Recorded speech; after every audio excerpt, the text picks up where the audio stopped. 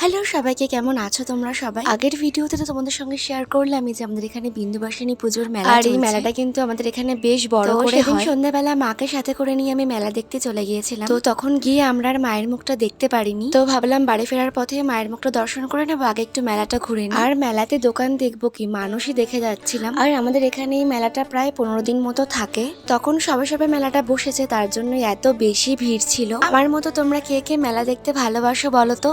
আমি কিন্তু মেলাতে ঘুরতে আর তার সঙ্গে কেনাকাটা করতে খুব বেশি ভালোবাসি। মেলাতে যেহেতু অনেক ধরনের দোকান বসে, তো অনেক ধরনের জিনিসও পাওয়া যায়। আর আমাদের বীরনগরে কিন্তু একটার পর একটা পুজো, একটার পর একটা মেলা হতেই থাকে। কিন্তু বলতে গেলে বীরনগরের সব থেকে বড় মেলা হয় এই বিন্দুবাসিনী পুজোর সময়, আর যার জন্য আমাদের বীরনগরের সবাই সারা বছর অপেক্ষা করে থাকে। ছোটবেলায় মেলায় গিয়ে যেতাম আগে এই খেলনা বাটির দোকানগুলোতে। তখন এই খেলনা বাটিগুলো ছিল আমার সব থেকে পছন্দের জিনিস। যত যা কিছু খেলার জিনিস মা আমাকে এই মেলার সময় প্রতি বছর কিনে দিত। এই ছোটবেলাটাই হয়তো আমাদের জীবনের সব থেকে ভালো সময়।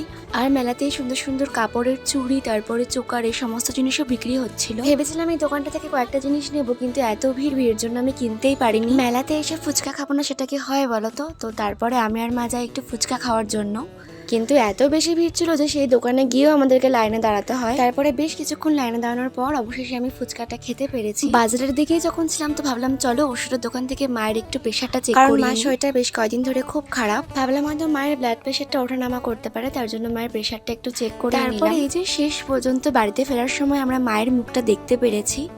মাকে বাড়িতে দিয়ে আমরা আবার একটু বেরিয়েছিলাম। কোথায় গেছিলাম বলো তো? তোমরা কি জায়গাটা একটু হলেও চিনতে পারছো? এই ভিডিওর ঠিক আগের ভিডিওতেই আমি মা চণ্ডীর একটা বাৎসরিক পুজোর ভিডিও তোমাদের সঙ্গে শেয়ার করেছি। দেখো তখন জায়গাটাতে কত বেশি ভিড় ছিল, আর এখন দেখো রাত্রেবেলা কতটা শান্ত আর স্নিগ্ধ। আর মায়ের পুজোর জন্য জায়গাটাকে খুব সুন্দরভাবে সাজানো হয়েছিল। তো আগের দিন ভিড়ের মধ্যে গিয়ে ঠিকভাবে দেখতে পারিনি, তার জন্য আজকে ফাঁকায় ফাঁকায় রাত্রেবেলা আমরা একটু গিয়েছিলাম মন্দিরের সামনে। আসলে মায়ের মন্দিরের সামনের জায়গাটা হচ্ছে সব থেকে শান্ত এবং সুন্দর একটা জায়গা, যেখানে গেলেই মনটা ভালো হয়ে যায়। তো তারপরে আরো কয়েকটা পুজো আমাদের বীরনগরে হয়েছিল, তো রাত্রেবেলা সেগুলো আমরা একটু ঘুরে ঘুরে দেখলাম। আর সেদিন ভাগ্যটা হয়তো ভালো ছিল, তো আমরা মায়ের একটু প্রসাদও পেয়েছিলাম। চলো, কেমন লাগলো ভিডিওটা কমেন্টে জানিও।